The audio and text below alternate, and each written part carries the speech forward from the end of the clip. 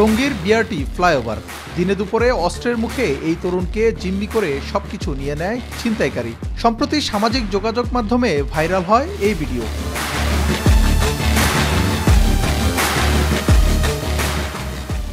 এটা ছিল দিনের চিত্র।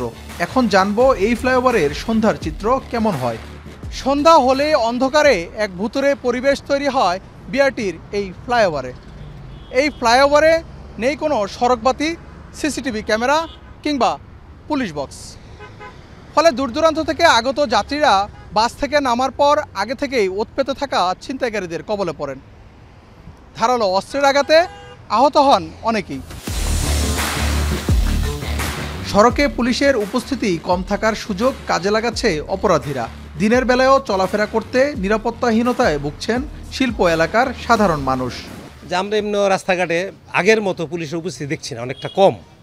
আর এই সুযোগটাই নিচ্ছে কিছু ছিনতাইকারী। ছিনতাইটা হয় গাড়িতে যখন নামার লগে লগে মোবাইল টাকা পয়সা নে, যখন না দিবে তখন কুমারে কুবাস। একই অবস্থা টঙ্গীর স্টেশন রোডের। গেল 23 ডিসেম্বর ভোরে কর্মস্থল থেকে ফেরার পথে এই সড়কে ছিনতাইয়ের শিকার হন ইন্স্যুরেন্স কর্মকর্তা আমজাদ হোসেন। থানায় গিয়েও প্রতিকার পাননি। অভিযোগ করেন ছিনতাইয়ের শিকার আরও কয়েকজন ভুক্তভোগী। 30 তারিখের পর থেকে আজ পর্যন্ত আমি থানায় এখান থেকে ওখানে দৌড়াদৌড়ি করে আমি এখনো কোনো লিখিত অভিযোগে দিতে পারি না, কোনো মামলা দিতে পারি না। আমার কোনো এটার পদক্ষেপ নাই। টঙ্গী পূর্ব থানা আইন শৃঙ্খলার চরম অবনতি। মানুষ কোনো সাধারণ পাবলিক নিরাপদে নেই।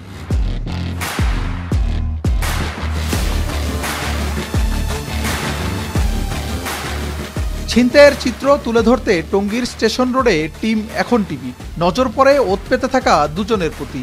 এরপর তাদের সঙ্গে যোগ দেয় আরও কয়েকজন। বাস যাত্রীদের টার্গেট করে চলে পকেট থেকে মোবাইল, মানিব্যাগ নেওয়ার চেষ্টা। এদিকে ফ্লাইওভারে ছিনতাইকারীর ছুরিকাঘাতে আহত হয়ে বেশিরভাগ ভুক্তভোগী আসেন শহীদ আহসানুল্লাহ মাস্টার জেনারেল হাসপাতালে। কর্তৃপক্ষ জানায় প্রতিদিন অন্তত 5 থেকে 6টি ছিনতাইয়ের শিকার রোগী আসে হাসপাতালে, যার অধিকাংশই মধ্যরাত ও ভোরে। 3টা থেকে শুরু হয় এবং ভোর 6টা পর্যন্ত, মানে শেষ রাতের দিকে রোগীগুলো আমরা দেখি। বেশিরভাগ রোগী সব ধারালো অস্ত্রের কোপ। অনুসন্ধানে দেখা যায় টঙ্গীর প্রায় 19টি বস্তি ঘিরে চলে মাদকের জমজমাট ব্যবসা। মাদক সেবীরা টাকা জোগাড় করতে জড়াচ্ছে ছিনতাইয়ে। পুলিশ বলছে ডিসেম্বর থেকে জানুয়ারির মধ্যভাগ পর্যন্ত টঙ্গীর বিভিন্ন এলাকা থেকে অন্তত 1.5 শতাধিক ছিনতাইকারীকে গ্রেফতার করে আদালতে পাঠানো হয়েছে। এত ঘনবসতিপূর্ণ একটা জায়গা, সেখানে তো পুলিশও একটা জেলার সমান পুলিশও এখানে নাই। আর সব পুলিশ তো অপারেশনাল না। আমরা পুলিশের তরফ থেকে যেটা করার আমরা সেটা করছি। এটা প্রশমনের জন্য শুধু পুলিশের উপর ভরসা করলে হবে না। অপরাধ বিশ্লেষকরা বলছেন ছিনতাইয়ের শিকার হওয়ার পর অনেক সময় ঝামেলা এড়াতে মামলা করতে চান না ভুক্তভোগীরা। আবার মামলা হলেও ছিনতাইকারী শনাক্ত না থাকায় এজাহার থাকে দুর্বল। এতে আদালত থেকে সহজে জামিনে বেরিয়ে আবারও অপরাধে জড়িয়ে পড়ে অপরাধীরা। যেহেতু ছিনতাইকারীরা শনাক্ত থাকে কম, ফলে মামলাগুলো আর এজাহার থাকে দুর্বল।